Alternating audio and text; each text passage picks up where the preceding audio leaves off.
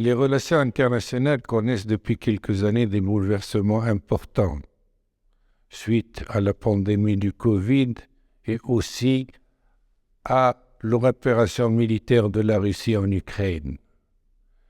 Ces bouleversements mettent à rude épreuve les convictions des politiques, des analystes et interpellent de notre part une relecture attentive et une vigilance de tous les temps afin de pouvoir anticiper et expliquer les phénomènes qui se déroulent au jour le jour. Pourquoi ces bouleversements? Tout simplement, au-delà de ce qui est arrivé lors de la pandémie du Covid, des bouleversements des chaînes de valeur internationales, il y a eu un certain nombre de nouvelles donnes qui ont obligé les États à revoir leur politique. D'abord au niveau de la souveraineté sanitaire, de la diplomatie des vaccins, on s'en rappelle, mais tout ça a participé aussi à la création d'un état d'esprit qui n'a pas été toujours sain au sein des relations internationales et qui a poussé peut-être aussi Poutine, président de la Russie, à vouloir régler ses comptes et s'affirmer comme puissance internationale, la puissance avec laquelle on doit compter. Poussé par d'autres, c'est la grande question. Toutefois, en ce qui nous concerne, nous considérons que l'opération russe en Ukraine a créé une nouvelle donne dans les relations internationales, puisqu'elle a permis aux États-Unis d'Amérique d'accélérer son souhait de dominer l'ensemble du monde et de s'affirmer comme ayant le monopole de la puissance. C'était sans compter sur, disons, la réactivité de la Russie d'abord, qu'on croyait à un certain moment, disons, fini, que le nationalisme pouvait être aussi réveillé en son sein. Son armée n'a pas donné ou tenu les promesses qu'elle pouvait fournir, mais tout cela n'a pas empêché que, grâce à la capacité manœuvrière de Poutine, il a pu quand même déployer une nouvelle stratégie, avoir ou convaincre la Chine de s'allier avec lui parce qu'il l'a convaincu que de toute façon, la Chine était en ligne de mire après la Russie par les États-Unis. Les États-Unis voulaient affaiblir la Russie puis la Chine. Or, la réaction de ces deux pays, je dois l'avouer, a étonné beaucoup de monde. On ne s'attendait pas à ce qu'ils déploient autant de capacités économiques, autant de savoir-faire diplomatique. Savoir-faire diplomatique et économique qui leur a permis de se trouver de nouveaux alliés, et pas toujours dans les camps de ceux qui étaient contre les États-Unis, mais dans un certain nombre de pays qui étaient à la fois à cheval entre les États-Unis et les autres puissances. Ce qui arrive actuellement avec le BRICS, qui connaît un succès tout à fait impressionnant, puisque des pays comme l'Arabie saoudite, la Turquie, l'Iran veulent rejoindre cet ensemble économique, dénote qu'il est très difficile pour les États-Unis, pour l'Europe, de dire qu'elle va s'accaparer le monopole de puissance dans le futur. C'est probablement une des grandes leçons que l'on tire de cette confrontation entre la Russie et les États-Unis à travers l'Ukraine, entre la Chine et le monde occidental à travers diverses manifestations, comme le fait de concilier en un clin d'œil l'Iran et l'Arabie saoudite. Situation un peu confuse et pas très, qui met quelque part mal à l'aise ceux qui sont habitués à des choses claires, un monde occidental dominant, une Chine intéressée plus par le commerce, une Russie qui essaye de se faire une place difficilement.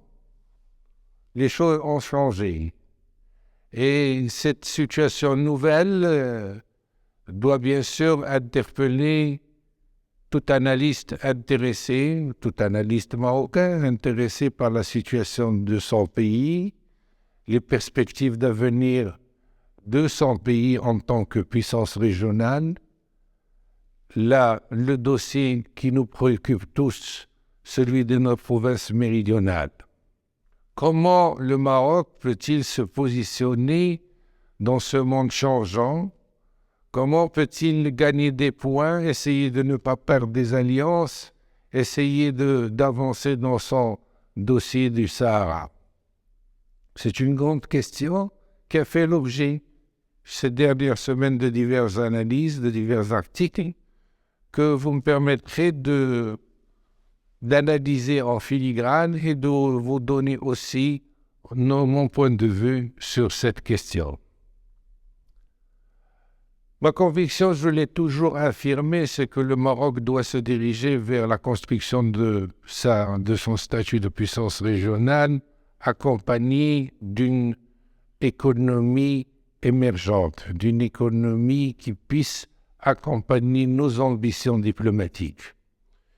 Bien sûr, en disant cela, j'avais présent à l'esprit que, d'une manière ou d'une autre, mais sans donner à l'économie la primeur de toute chose dans les relations internationales, l'économie, les échanges commerciaux, les rapports, les investissements sont ce qui reste après que les autres choses vont disparaître. Et effectivement, le Maroc doit s'inscrire dans cette lignée. Est-ce que cela veut dire qu'il doit changer d'alliance au regard de ce qui se passe à gauche et à droite? Non. À mon sens, il doit maintenir ses alliances politiques fondamentales avec, on le dit de manière franche, le camp occidental, ses alliances et ses échanges économiques avec l'Europe, notre principal partenaire, mais il doit, et c'est le mais qui intéresse le plus, essayer de faire en sorte que, au-delà de ces gains diplomatiques qui sont consistants, nous sommes présents dans divers continents, dans divers pays, nous avons pu remporter un certain nombre de succès pour notre cause nationale, notre image est extrêmement positive à travers le monde. Au-delà de cet effort diplomatique, il faut absolument qu'on puisse consolider tout cela avec une présence économique plus importante. Comment faire, sachant que nous avons quand même une offre exportable qui est pas très importante, mais qui est là. Rappelons que peut-être que ceux qui ne le savent pas, que le principal partenaire commercial en Afrique, pas commercial, pas en achat d'armement, pas commercial en Afrique, c'est le Maroc de la Russie. Donc, nous avons une capacité de nous déployer ici et ailleurs, mais ce n'est pas suffisant. Le Maroc doit se donner les moyens de devenir une force de frappe économique importante. Et cette force de frappe économique importante n'est possible qu'en étant un grand pays exportateur. S'il n'a pas les moyens de devenir exportateur par ses propres moyens de production, il peut déployer ses moyens à travers les accords de libre-échange qu'il a signés avec divers pays, de devenir un hub commercial. Toujours est-il que plus nous avons de relations commerciales avec les pays, que ce soit dans le nord, le sud, l'Est ou l'Ouest, et plus nous avons la possibilité d'avoir des relations bonnes et d'appui de ces pays.